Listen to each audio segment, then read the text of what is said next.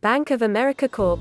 expects all of its vaccinated employees to return to the office after Labor Day in early September, and will then focus on developing plans for returning unvaccinated workers to its sites. More than 70,000 of the firm's employees have voluntarily disclosed their vaccine status to the bank, Chief Executive Officer Brian Moynihan said in a Bloomberg Television interview Thursday.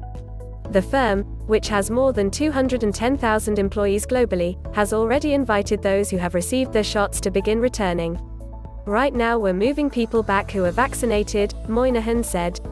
We're concentrating on getting them back to work because that allows people to move about under the CDC guidelines without masks and things like that.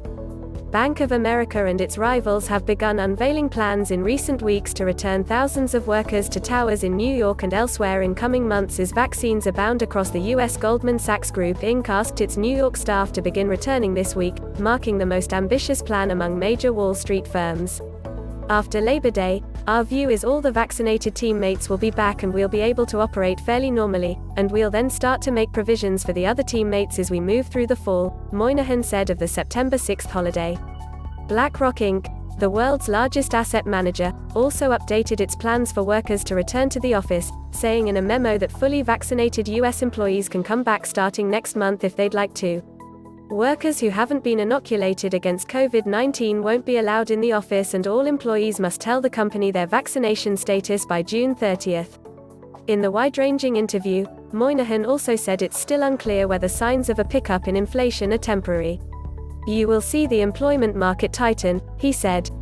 Loan demand we are seeing start to pick up as we move through the months of April, May and June, which is better than it was last fall or coming into the early spring.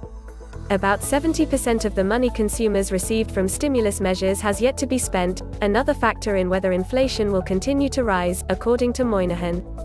The bank's small business customers are struggling to find workers, and wage growth is getting stickier, he said, adding that customers' spending is up 20% from pre-pandemic levels. The firm is beginning to see a pickup in its credit card business, with originations now down only about 30%, an improvement from the 70% slump it experienced during the depths of the pandemic. Consumers' spending at restaurants and on travel has increased dramatically, he said, though the firm is still seeing tepid demand from customers actually borrowing on their cards.